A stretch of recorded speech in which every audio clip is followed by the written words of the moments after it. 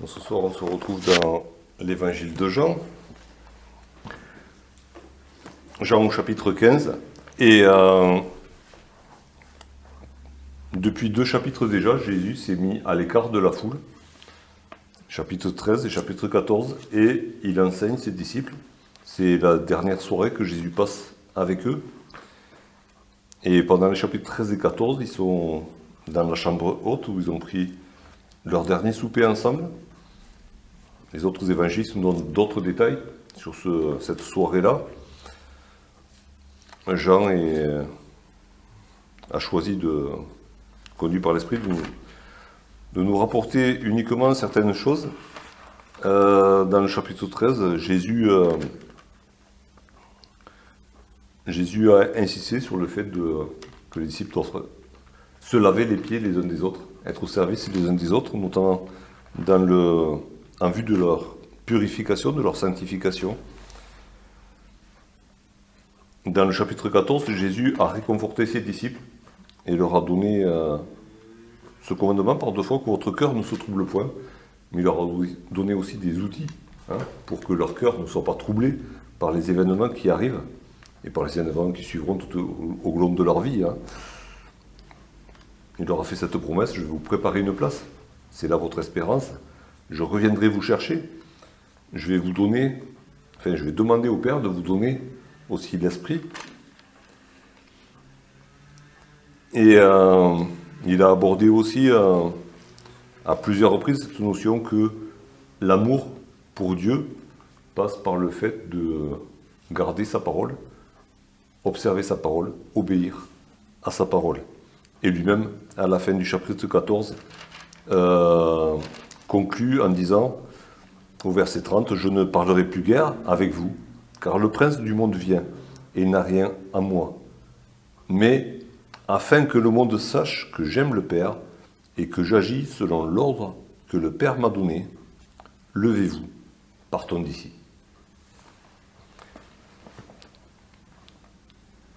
Et donc on voit que c'est par amour pour le Père que Jésus obéit à la parole du Père, et qu'il va au-devant de ceux qui viennent l'arrêter. Donc pendant 2 chapitres, on était dedans, et à partir de maintenant, on est dehors. On a quitté la chambre haute, une certaine sécurité, et Jésus amène ses disciples dehors. Et tous les enseignements qu'il va leur donner maintenant seront donnés dehors, sur le chemin du mont des Oliviers.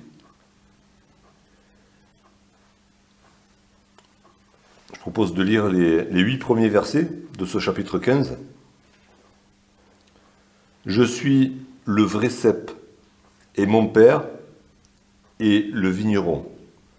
Tout sarment qui est en moi et qui ne porte pas de fruit, il le retranche. Et tout sarment qui porte du fruit, il l'émonde, afin qu'il porte encore plus de fruits. Déjà vous êtes purs, à cause de la parole que je vous ai annoncée. Demeurez en moi, et je demeurerai en vous. Comme le sarment ne peut de lui-même porter du fruit s'il ne demeure attaché au cep, ainsi vous ne le pouvez pas non plus si vous ne demeurez en moi. Je suis le cep, vous êtes les sarments. Celui qui demeure en moi et en qui je demeure porte beaucoup de fruits, car sans moi, vous ne pouvez rien faire. Si quelqu'un ne demeure pas en moi, il est jeté dehors comme le sarment, et il sèche. Puis on le ramasse, on le jette au feu, et il brûle. Si vous demeurez en moi, et que mes paroles demeurent en vous, demandez ce que vous voudrez, et cela vous sera accordé. Si vous portez beaucoup de fruits, c'est ainsi que mon Père sera glorifié, et que vous serez mes disciples. »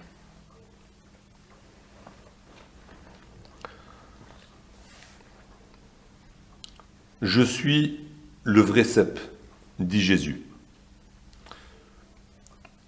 Je suis le vrai.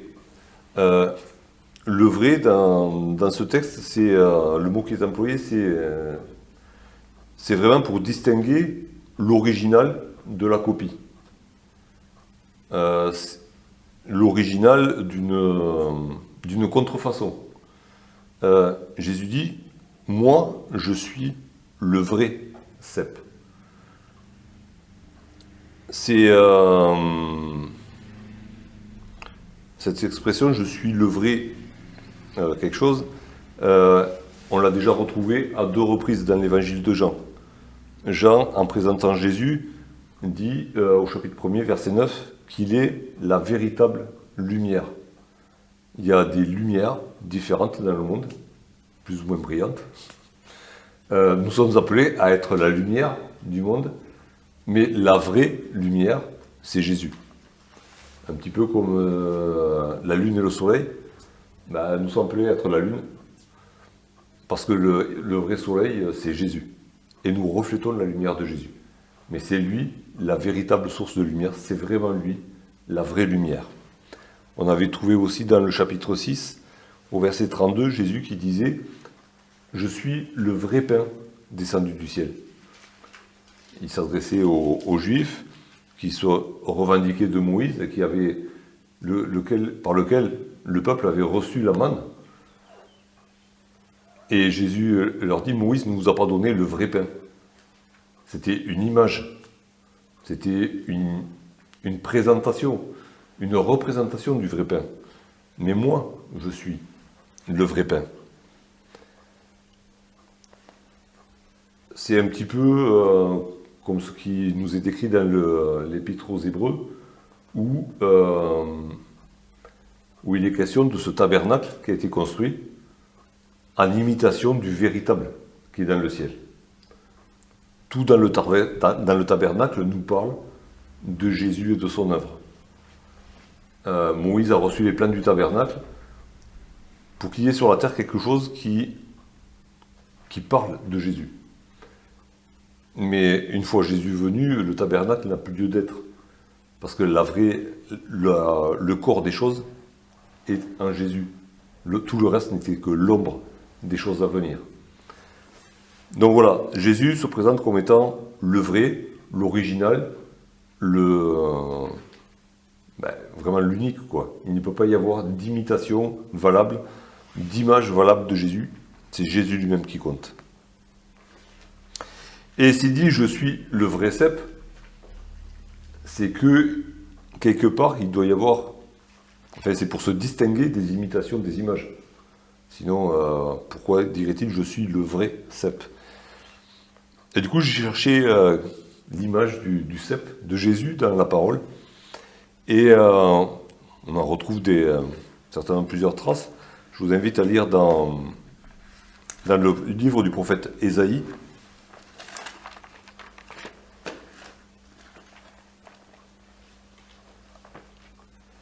Ésaïe au chapitre 5.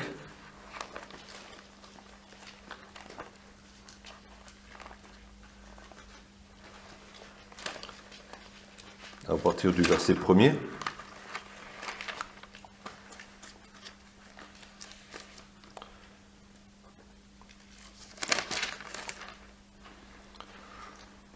Je chanterai à mon bien-aimé le cantique de mon bien-aimé sur sa vigne. Mon bien-aimé avait une vigne sur un coteau fertile. Il en remua le sol, ôta les pierres et y mit un plan délicieux. Il bâtit une tour au milieu d'elle et il y creusa aussi une cuve. Puis, il espéra qu'elle produirait de bons raisins, mais elle en produit de mauvais. Maintenant donc, habitants de Jérusalem et hommes de Juda, soyez juges entre moi et ma vigne. Qu'y avait-il encore à faire à ma vigne que je n'ai pas fait pour elle? Pourquoi, quand j'ai espéré qu'elle produirait de bons raisins, en a-t-elle produit de mauvais? Je vous dirai maintenant ce que je vais faire à ma vigne. J'en arracherai la haie pour qu'elle soit broutée. J'en abattrai la clôture pour qu'elle soit foulée aux pieds. Je la réduirai en friche. Elle ne sera plus taillée ni cultivée. Les ronces et les épines y croîtront. Et je donnerai mes ordres aux nuées, afin qu'elles ne laissent plus tomber de la pluie sur elle. La vigne de l'Éternel des armées, c'est la maison d'Israël. Et les hommes de Juda, c'est le plan qu'il chérissait. Il avait espéré de la droiture, et voici du sang versé. de la justice. Et voici des cris de détresse.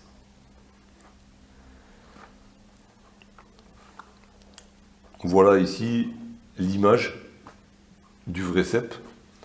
Dieu avait choisi Israël pour apporter sur cette terre sa parole, pour transmettre sa parole, pour faire connaître le seul vrai Dieu.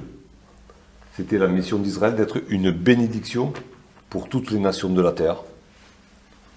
Mais voilà, Dieu attendait cette récolte-là, ces fruits-là de la part d'Israël. Il attendait d'être honoré par ce peuple. Il attendait que son nom soit glorifié sur toute la terre à cause de ce peuple. Et à la place de ça, il a eu des mauvais raisins. Des raisins acides et qui font grincer les dents. Des raisins immangeables. Alors, quand les temps ont été accomplis, Dieu a révélé le vrai cep. Celui qui a accompli tout ce que Israël n'a pas fait.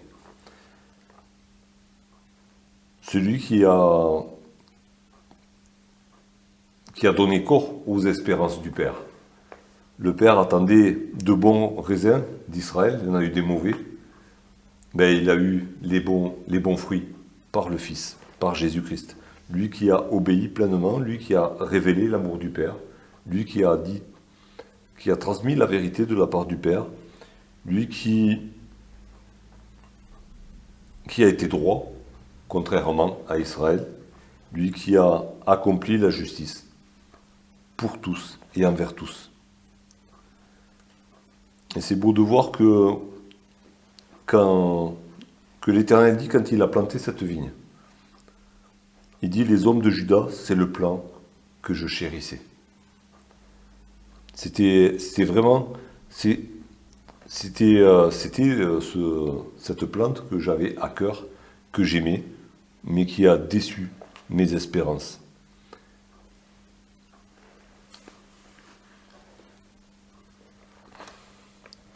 Donc d'un côté, on a le vrai cep, contrairement à cette vigne d'Israël, à ce plan délicieux de Juda qui aurait dû donner de bons fruits. Et de l'autre côté, on a Jésus. Je suis le vrai cep et mon Père est le vigneron. Alors, il n'est pas dit il est le vrai vigneron, mais on va presque dire que c'est sous-entendu. Hein, il ne peut pas y avoir d'autres vignerons pour ce cep-là. Et quand on fait le rapprochement entre ce que l'Éternel dit de Juda, c'était le cep que je chérissais. Et puis d'un autre côté, ce que, à plusieurs reprises, Dieu dit quand il parle,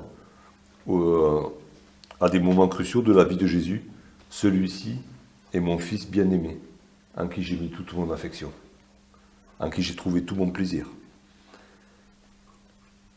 Voilà, on a véritablement le vrai cep et le vrai vigneron, qui aime sa vigne. Et tout au long de la parole, on voit le Père qui aime le Fils qui aime le Père. C'était encore dans le verset juste au-dessus. Jésus fait cette démonstration. Il aime tout ce qu'il fait. Il le fait parce qu'il aime le Père. Et il sait qu'il est aimé du Père en retour. Jésus dit, je suis le vrai cep et mon Père est le vigneron. Ça nous montre plusieurs choses. Déjà, ça nous montre que c'est le Père qui a autorité. Jésus se soumet, encore une fois, à l'autorité du Père. C'est le Père qui l'a planté là, il est venu sur l'ordre du Père, et Jésus se soumet pleinement à l'autorité du Père. On voit que c'est pas lui qui va s'occuper des sarments, c'est le Père. Comme je l'ai dit plus haut, c'est ce Père qui prend plaisir dans le Fils. Et du coup, on voit une pleine dépendance de Jésus par rapport au Père. Le Fils, par rapport au Père, était pleinement dépendant. Et du coup, les sarments derrière, qui sont attachés au cep, sont appelés à être dépendants du cep, bien sûr, mais du vigneron aussi. Et c'est lui qui est le patron de la vigne.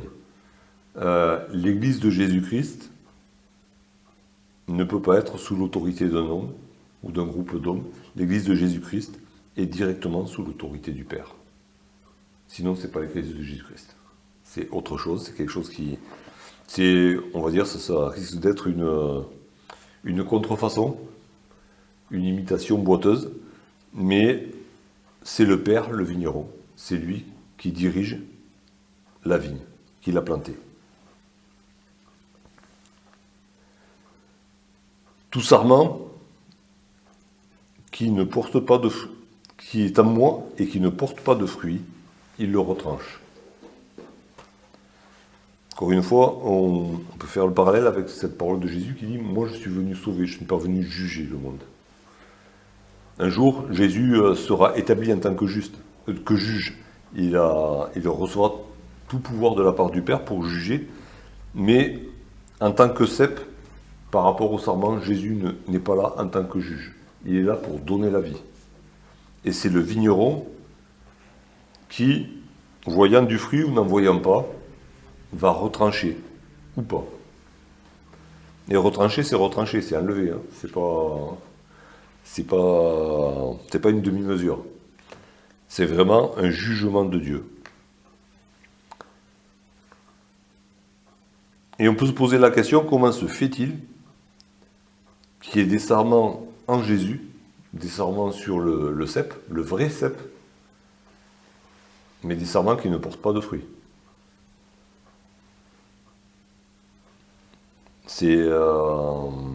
Comment se fait-il que quelqu'un puisse être attaché à Jésus, du moins en apparence, mais qu'il ne porte pas de fruits et que le Père en retranche, hôte de l'Église, hôte de Jésus-Christ. Je fais un petit rapprochement avec la parabole du semeur qui jette ses graines. Et puis il y a deux catégories de graines qui tombent, l'une dans un terrain où après viennent pousser les épines. Et puis sont étouffées par les épines et ça ne donne pas de fruits. Il y a ces graines aussi qui tombent parmi les cailloux. Elles germent de suite. Et puis après, quand arrive l'épreuve, quand vient le soleil, elles sèchent et elles ne portent pas de fruits non plus. Et peut-être que ces sarments qui sont en Jésus, ce sont ces personnes qui ont cru pour un temps, ou qui ont cru jusqu'à ce que leurs pensées soient détournées vers les choses de ce monde, et qui, en fait, ils avaient reçu la bonne parole, ils l'avaient reçue avec joie, ils s'étaient attachés à Jésus, du moins pour un temps, et puis il n'y a pas eu de fruits derrière. Donc voilà, c'est des choses qui arrivent, hein. C'est des personnes qui disent croire, qui montrent des signes extérieurs de foi un certain temps, mais qui se détournent rapidement de la foi et qui ne portent pas de fruits. Et là, il est dit que le vigneron les retranche. On peut rapprocher ça de ce verset qui dit aussi que les justes ne résistent pas les pécheurs ne résistent pas dans l'assemblée des justes. Au bout d'un moment, celui qui n'est pas vraiment attaché à Jésus, il ne peut pas continuer à vivre au milieu de ceux qui sont attachés à Jésus. C'est pas qu'il soit rejeté forcément. On n'est pas appelé à, nous qui voulons suivre Jésus-Christ, on n'est pas appelé à juger et à rejeter, bien qu'on soit appelé à dire la vérité, et des fois les 4 vérités en face, quand c'est nécessaire, mais c'est Dieu lui-même qui le fait. Alors, des fois, on est tenté de le faire par nos propres moyens. Je parle surtout pour moi. Mais non, c'est au Père, c'est au vigneron de le faire. C'est à lui de nettoyer le vrai cep qui porte ses sarments et d'enlever ce qui est là pour rien, ce qui ne porte pas de fruits, ce qui mange de l'énergie aussi pour rien. Alors, il se peut qu'il nous emploie pour le faire. Hein. Dieu agit de différentes manières.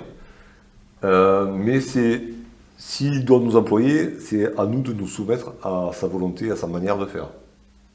Encore une fois, pas à ma manière de faire à moi. qui des fois est nettement expéditive et qui ne fait pas honneur au Père. Et ensuite, le vigneron ne fait pas que retrancher. Hein, c'est pas, voilà, on a un vigneron qui est équilibré dans son action. Le Père est équilibré dans son action. Il nettoie, il enlève ce qui est inutile. Et tout sarment qui porte du fruit, il l'émonde, afin qu'il porte encore plus de fruits.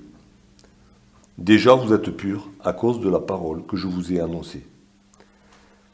Émonder, purifier, c'est des synonymes. Hein. Donc voilà, le Père est là qui regarde son cep qui chérit, avec ses sarments qui poussent. Et il est attentif à ce qui se passe. Et il voit des sarments qui portent du fruit. Il va dire, il a un projet ambitieux pour chacun de nous. Alors, il voit un sarment qui porte du fruit. Son projet, c'est que ce sarment porte encore plus de fruits. Dieu est ambitieux pour nous. Dieu veut nous amener à la stature parfaite de Christ. Il ne veut pas juste avoir à grappiller quelques raisins de temps en temps. Alors s'il voit qu'on porte du fruit, on va voir les conditions derrière, il va nous émonder, il va nous purifier de différentes manières, là aussi, selon nos besoins, selon ce qui demande à être purifié, sanctifié dans nos vies. Et Jésus indique le moyen par excellence. Déjà, vous êtes purs à cause de la parole que je vous ai annoncée. Et dans sa prière, au chapitre 17 et au verset 17, Jésus va demander justement au Père d'intervenir auprès de ses disciples. Et il va lui dire, sanctifie-les par ta vérité, ta parole est la vérité. Le moyen le plus commun et le moyen que Dieu veut utiliser, de préférence, pour nous purifier, pour nous sanctifier, c'est sa parole. Sa parole que son esprit nous révèle, que son esprit nous fait comprendre, que son esprit nous aide à mettre en pratique. Après, on le voit dans tout l'Ancien Testament et on a des avertissements dans le Nouveau. Si on n'écoute pas la parole, il faut s'attendre à ce que Dieu emploie d'autres moyens. Parce que Dieu va employer d'autres moyens. Si on fait la sourde oreille, il va se faire entendre. Parce qu'il nous aime. Mais le moyen, le premier moyen, le moyen par excellence, le moyen qu'il nous demande d'accepter, et on va voir par la suite, il y a souvent question, et même au-dessus déjà, dans le chapitre 14, c'est de garder sa parole, d'obéir à sa parole. Il est écrit, je crois que c'est dans l'Épître aux Hébreux, que Dieu ne nous châtie pas, ne prend pas plaisir à nous châtier. Mais il le fait parce qu'il nous aime. Et parce qu'on fait la sourde oreille, surtout. D'accord. Il y a les deux côtés, il nous aime, mais nous deux, en face, on ne l'écoute pas. Donc à un moment donné, il est obligé d'envoyer une claque. Et on prend une claque. Et on en prend deux si on n'écoute pas. Mais, son amour lui fait choisir d'abord. Il a fait choisir de nous donner la parole. La parole, c'est Jésus-Christ aussi. C'est Jésus et la manifestation de l'amour de Dieu. Et toujours dans l'Épître aux Hébreux, il est question de Dieu qui a parlé de différentes manières. Et puis il a parlé par le Fils. Il a parlé dans le Fils. Donc voilà, à nous de nous soumettre à la parole. On a tout à y gagner. Et tout le monde et le Père n'aura que du plaisir. Hein, parce que le Père, il était question de... Quand il parlait des hommes de Judas, vous étiez le plan que je chérissais. C'est pas un exploitant agricole notre vigneron n'est pas un exploitant agricole qui veut faire pisser, comme on dit, du vin à sa vigne. Et il ne veut pas la presser jusqu'à la dernière goutte, et puis une fois que le plant sera desséché, il le jettera, il la mettra à un autre. il aime cette vigne qu'il a plantée. Et il veut la mener jusqu'au bout, mais d'une manière parfaite, que ce soit une vigne qui fasse plaisir à voir, une vigne où on voit du raisin de partout, où il prend du plaisir à se promener, comme il se promenait dans le jardin auprès d'Adam et Ève tous les soirs. C'est ça le désir de Jésus, de notre Père qui est dans les cieux. C'est d'avoir une belle vigne. Une belle vigne qui donnera de beaux fruits, mais que tout le monde pourra admirer. Une vigne qui sera à sa gloire. Et c'est pas parce qu'elle sera à sa gloire qu'il l'exploite pour sa gloire.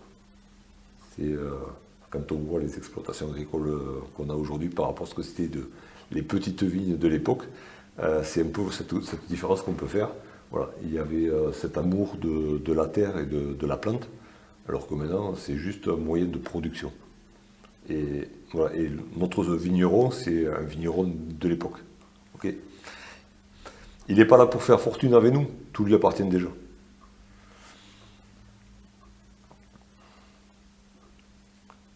Jésus continue, demeurez en moi et je demeurerai en vous. Comme le sarment ne peut de lui-même porter du fruit s'il ne demeure attaché au cep, ainsi vous ne le pouvez pas non plus si vous ne demeurez en moi.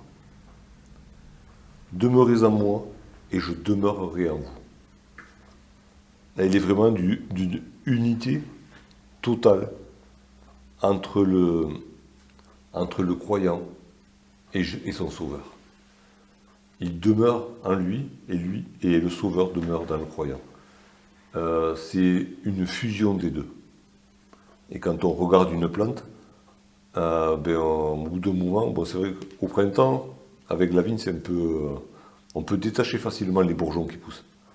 Mais quand on arrive déjà au mois d'août, au mois de septembre, on ne voit pas la différence entre le cep et le sarment. Le point de jonction, il n'y est plus.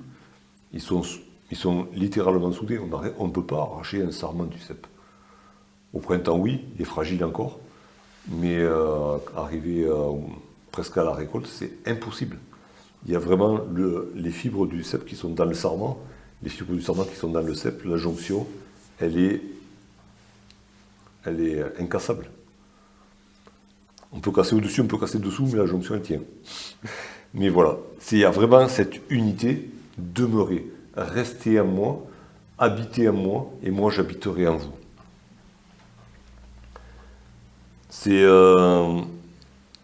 Jésus en avait déjà parlé au chapitre 14, au verset 20. En ce jour-là, quand vous aurez reçu l'Esprit, vous connaîtrez que je suis en mon Père, que vous êtes en moi et que je suis en vous. Donc c'est une vérité que l'Esprit nous révèle, que l'Esprit nous fait vivre. On ne peut pas être dans cet état-là, demeurer en Jésus et Jésus demeurer en nous, si on n'a pas reçu l'Esprit de Dieu. Et l'Esprit de Dieu, on le reçoit quand on confesse nos péchés, qu'on le reçoit comme notre Sauveur, qu'on s'humilie devant lui et qu'on reçoit son salut. À ce moment-là, on reçoit l'Esprit, et c'est l'Esprit qui nous fait appeler le vigneron de notre Père, et qui nous fait comprendre qu'on est un, on est devenu une même plante avec Jésus.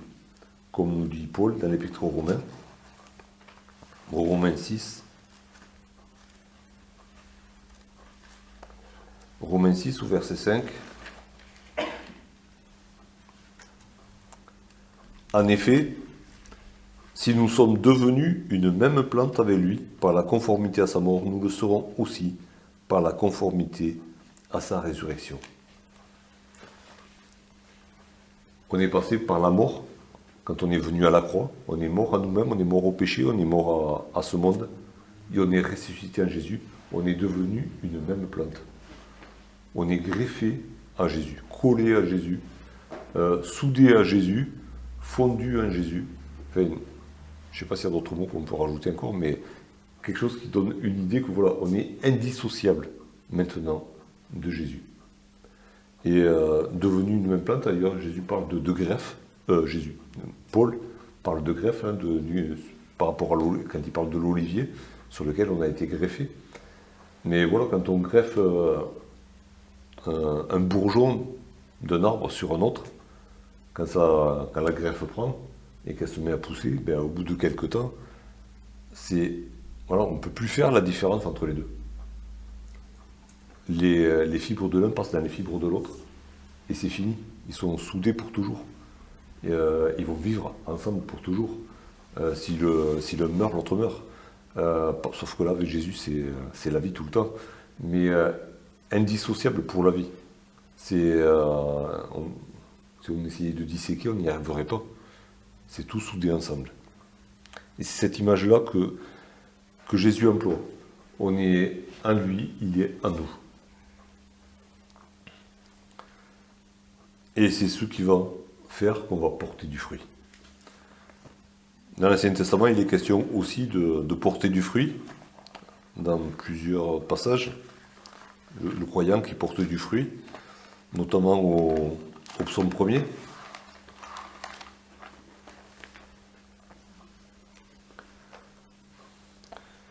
Heureux l'homme qui ne marche pas selon le conseil des méchants, qui ne s'arrête pas sur la voie des pécheurs, et qui ne s'assied pas en compagnie des moqueurs, mais qui trouve son plaisir dans la loi de l'Éternel, et qui la médite jour et nuit.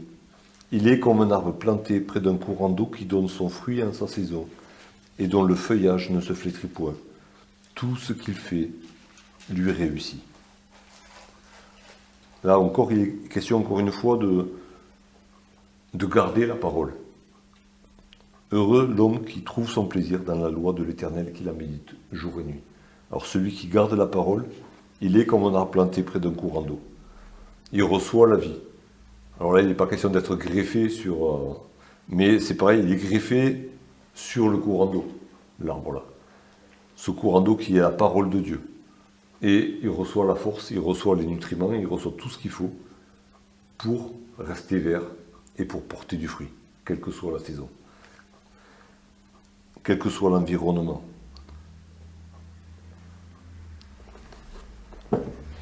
Ses racines demeurent dans le courant.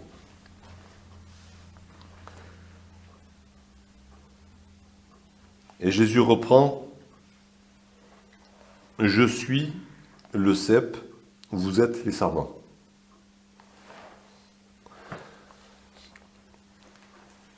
Il ne répète pas « Je suis le vrai cep », ça c'est posé, de la manière il n'y en a pas d'autre. « Je suis le cep, vous êtes les sarments ». D'emblée, ça positionne les choses, encore une fois. Il y a le cep, il y a les sarments. Ils sont liés, ils sont indissociables, mais chacun est à sa place. La vie vient du cep et passe dans les sarments, et pas le contraire. C'est le cep qui porte les sarments, et pas le contraire. Et dans l'église de Jésus-Christ, c'est Jésus-Christ qui est le fondement, c'est Jésus-Christ qui est le chef du corps de l'église. Et c'est pas le contraire.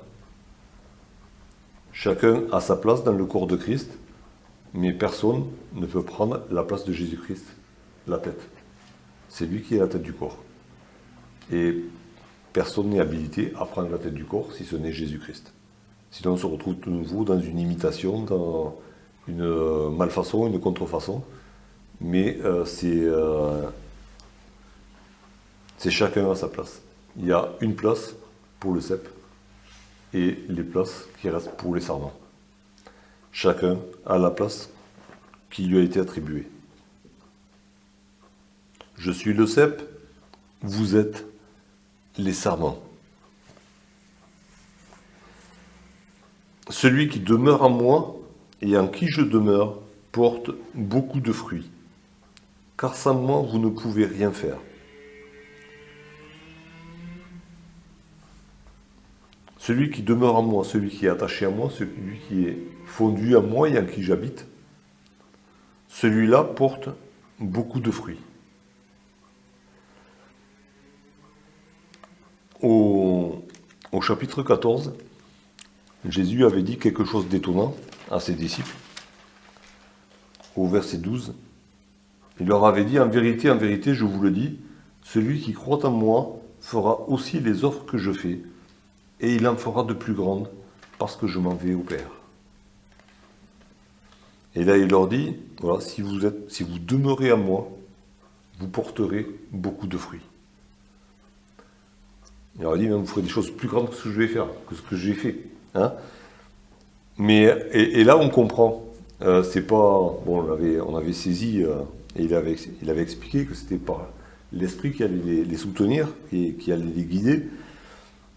Et là, on comprend que, en fait, ce ne sont pas les sarments tout seuls qui vont porter du fruit et qui vont faire plus de fruits que n'en a fait Jésus. Mais c'est juste parce que Jésus vit en eux et parce qu'ils vivent en Jésus que les œuvres de Jésus vont être manifestées par eux. C'est Paul l'exprime d'une autre manière, je crois que c'est dans l'épître qu'il écrit à Timothée, où il dit que la grâce de Dieu n'a pas été vaine envers moi.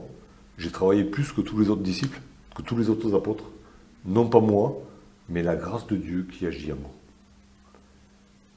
Paul montrait, enfin voilà, par ses paroles montrait bien que c'est pas par ses propres forces qu'il avait fait, c'est par la vie de Jésus qu'il habitait, qu'il avait pu porter le fruit qu'il avait porté. Et là, Jésus le dit à ses disciples, voilà, si vous demeurez à moi, vous porterez beaucoup de fruits. Vous ferez les œuvres que j'ai faites, et vous en ferez de plus grandes. Je me manifesterai à travers vous. Je ferai mon œuvre à travers vous. Parce que moi, je m'en vais au Père, mais vous, vous restez sur la terre.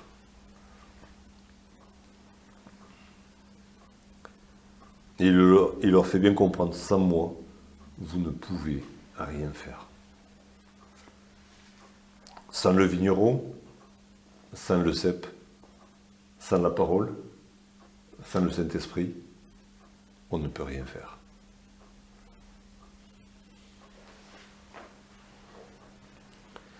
Si quelqu'un ne demeure pas en moi, il est jeté dehors comme le sarment, et il sèche.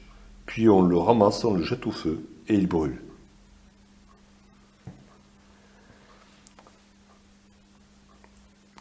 Plus haut, Jésus a dit, si... attendez que je le retrouve. Voilà, il leur a dit au verset 4, « Demeurez en moi, et je demeurerai en vous. » Ici, il dit, si quelqu'un ne demeure pas en moi, point, enfin, virgule, quoi. Jésus ne précise même pas, je ne demeurerai pas en lui. Mais c'est...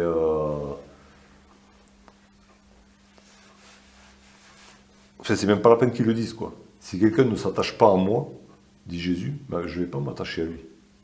Il le dit même pas, mais c'est déjà sous-entendu. Il n'y a pas le pendant qu'on a au verset 4, demeurez en moi et je demeurerai en vous. Et là, si quelqu'un ne demeure pas en moi, pouf, il est jeté. Jésus n'oblige personne à s'attacher à lui. Alors oui, il est venu nous chercher et dans la suite du chapitre, il explique à ses disciples que c'est lui qui les a choisis. Mais l'Épître aux Hébreux nous enseigne à aller vers lui hors du camp. Jésus ne va pas faire du prosélytisme dans les systèmes ecclésiastiques humains pour détourner des gens de système. Non, il se tient en dehors de tout système et il attend qu'on aille s'attacher à lui. En fait, c'est pas il se tient en dehors, mais en même temps, il a été rejeté. Hein. C'est surtout pour ça qu'il a été sacrifié hors de la ville. C'est parce qu'il avait été rejeté. Et du coup, il attend qu'on le rejoigne dans son rejet pour nous attacher à lui. Et ceux qui ne vont pas vers lui, même s'ils disent porter le nom de Jésus, en fait, ils sont déjà coupés, quoi. Ils ne se sont jamais attachés à Jésus. Donc, en fait, on peut entendre différentes personnes de différents milieux, différentes origines, se réclamer de Jésus. Mais s'ils ne sont pas en Jésus, s'ils ne demeurent pas en Jésus, s'ils ne sont pas attachés à Jésus, en fait, ils sont déjà coupés de Jésus. Parce qu'ils n'ont jamais été vraiment connectés non plus. Et donc, ils sont comme ces servants qui sont déjà coupés qui sont secs, il n'y a plus qu'à les jeter au feu.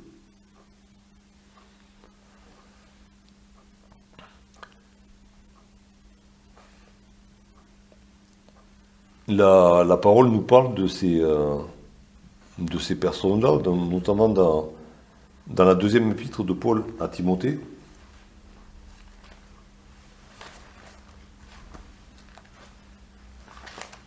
De Timothée, au chapitre 3.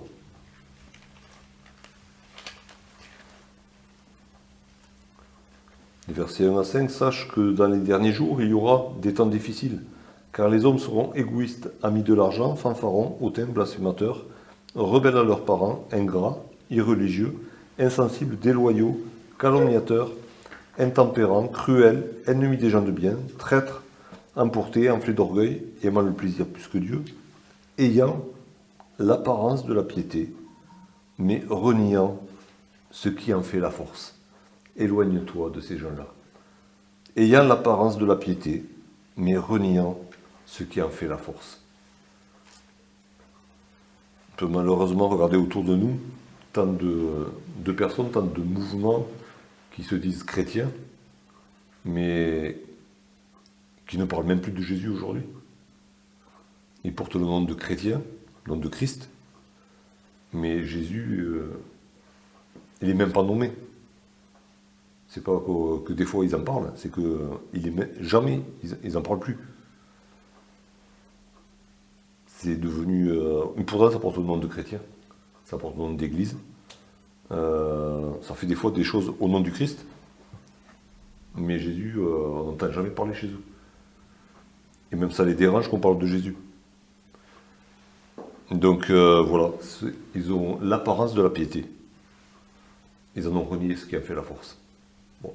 À nous aussi d'être vigilants, hein, de ne pas rentrer dans une espèce de routine où on aurait toujours Jésus à la bouche, mais pas dans le cœur. Hein. On n'aurait pas la parole de Jésus dans nos cœurs, on ne serait pas attaché de tout notre cœur à Jésus. Mais voilà, c'est des choses dont parlait déjà Jésus, dont ont parlé les apôtres, qui existaient à leur époque, qui existent aujourd'hui et qui vont, d'après la parole, aller en empirant. À nous d'être vigilants là-dessus et justement de garder la parole. Si vous demeurez en moi et que mes paroles demeurent en vous, demandez ce que vous voudrez et cela vous sera accordé, dit Jésus. Alors là, il ne dit pas si vous demeurez en moi, je demeurerai en vous, mais si vous demeurez en moi, mes paroles demeureront en vous.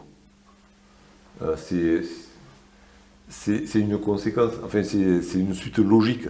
Hein. Si vous demeurez à moi, de mon côté je demeurerai en vous. Si vous attachez à moi, moi je m'attache à vous. Et je vous ferai connaître mes paroles par le Saint-Esprit. Et vous obéirez à mes paroles. Mes paroles demeureront en vous. C'est pas que de temps en temps vous allez vous en souvenir. Vous allez ouvrir votre Bible, lire quelques versets et la reposer sur l'étagère. Mais c'est que vos paroles vont être vraiment cette sève qui passe de moi à vous. Et la conséquence derrière, alors plus haut il a été question de porter beaucoup de fruits. Si vous demeurez en moi et que je demeure en vous, vous porterez beaucoup de fruits. Et là il est question d'exaucement de prière. Si vous demeurez en moi et que mes paroles demeurent en vous, demandez ce que vous voudrez, et cela vous sera accordé. Alors, dans la boîte à questions, cette semaine, il y a justement cette question de la prière. Comment se fait-il que notre prière ne soit pas suivie d'exaucement et d'exaucement miraculeux ? Il y a peut-être ici une partie de la réponse.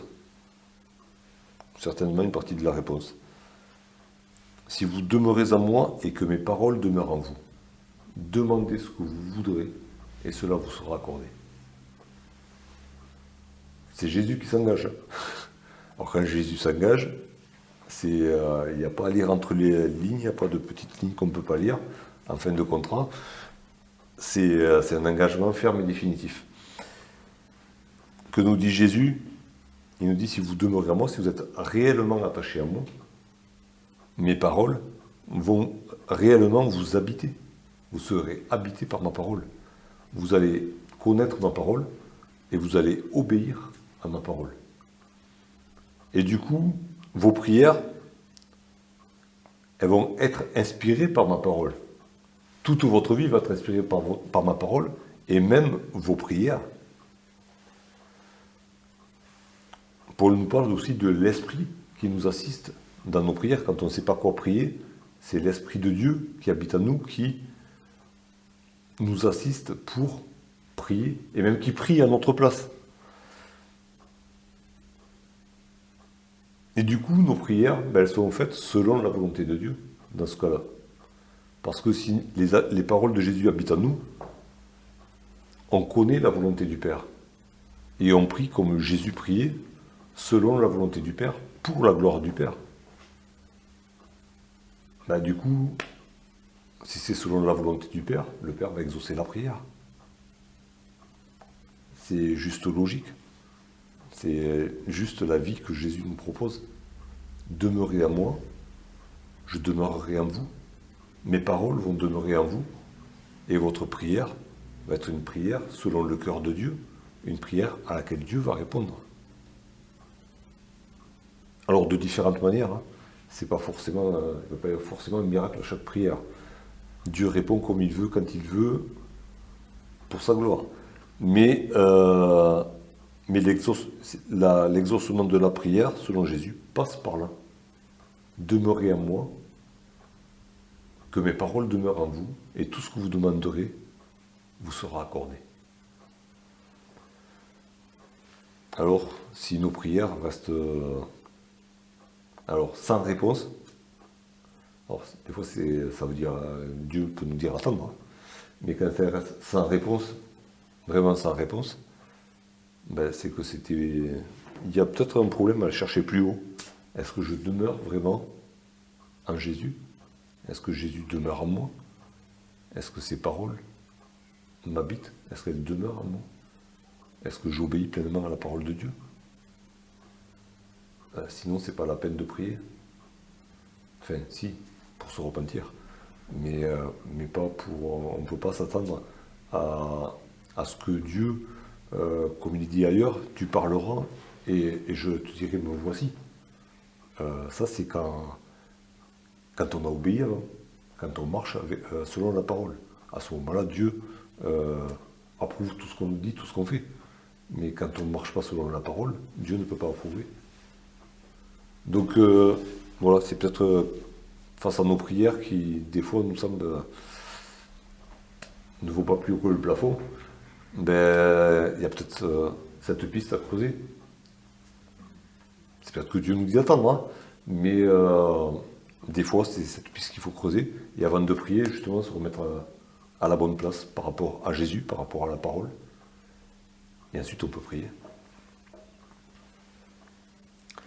Et Jésus continue au verset 8. « Si vous portez beaucoup de fruits, c'est ainsi que mon Père sera glorifié et que vous serez mes disciples. » Alors tout au long de ce passage, il a été question de porter du fruit. Au verset 2, au verset 4, au verset 5, il est question de porter ou de ne pas porter de fruits.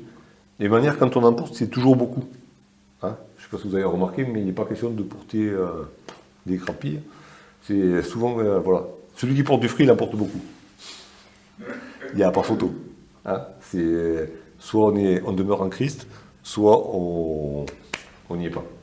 Et du coup, soit on porte beaucoup de fruits, soit on n'en porte pas. C'est blanc ou c'est noir. Mais c'est toujours au singulier. Je ne sais pas si vous avez remarqué, mes fruits, ici, c'est toujours au singulier. Il n'est pas question ici d'une liste de fruits différents et variés. C'est porter du fruit, porter beaucoup de fruits. Et forcément, c'est pas sans rappeler ce que Paul dit aux Galates. Galates au chapitre 5.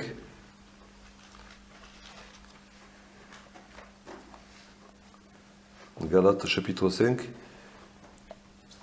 à partir du verset 22.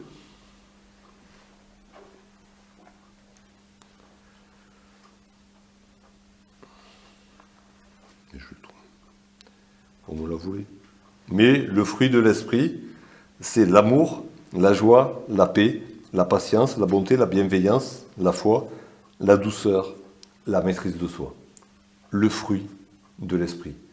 Alors le fruit de l'esprit a différentes saveurs, mais c'est le fruit de l'esprit. Et ici dans Jean 15, il est question de porter du fruit. Ça s'exprimera de différentes manières, ça nous amènera à faire des actions différentes certainement, mais ça commence au fond de notre cœur, le fruit de l'esprit. Et le fruit de l'esprit nous fera manifester l'amour de Dieu, la joie de Dieu, la paix de Dieu, la patience de Dieu, la bonté de Dieu, la bienveillance de Dieu, la foi de Jésus-Christ quand il était sur cette terre, la douceur de Jésus-Christ, lui qui a dit « Je suis doux et humble de cœur », la maîtrise de soi. Jésus qui s'est maîtrisé face à ses adversaires qu'il aurait pu terrasser. Il avait comme mot à dire, ils étaient tous morts. Mais Jésus a retenu, alors qu'il avait un droit d'être en colère, un droit de juger. Mais tous ces fruits-là, tout ce fruit-là, qui s'exprime de différentes manières, pourra s'exprimer en nous, à travers nous, et pourra être visible pour tout le monde, pour donner gloire à Dieu. Donc il y a deux propositions. Si vous portez beaucoup de fruits, c'est ainsi que mon Père sera glorifié. Et donc si vous portez beaucoup de fruits, c'est ainsi que vous serez mes disciples.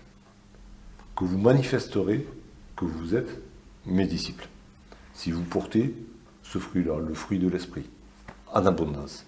Il est question aussi, je crois que c'est dans Pierre, de porter du fruit en abondance, d'être, je ne sais pas les mots exacts, mais voilà, il est question de ça aussi. Celui en qui habitent ces choses, dit Pierre, il ne sera pas oisif, il va produire, il va être productif. Mais tout ça, c'est subordonné à une condition, c'est demeurer en Jésus, pour que ces paroles demeurent en nous. Et donc c'est comme ça qu'on pourra honorer Dieu.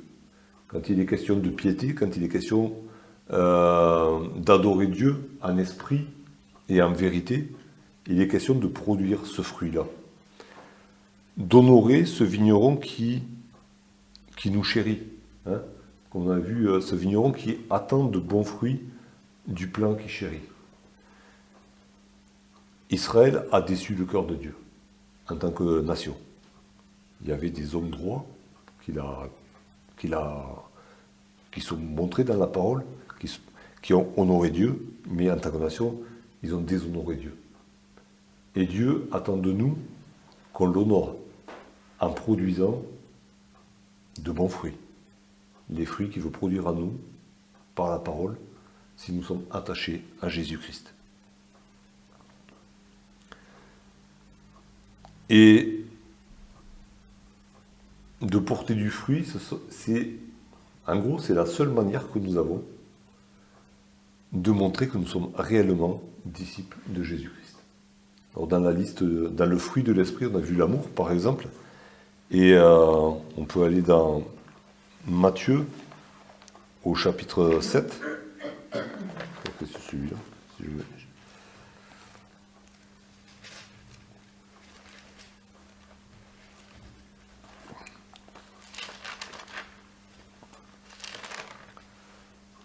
Non, c'est pas.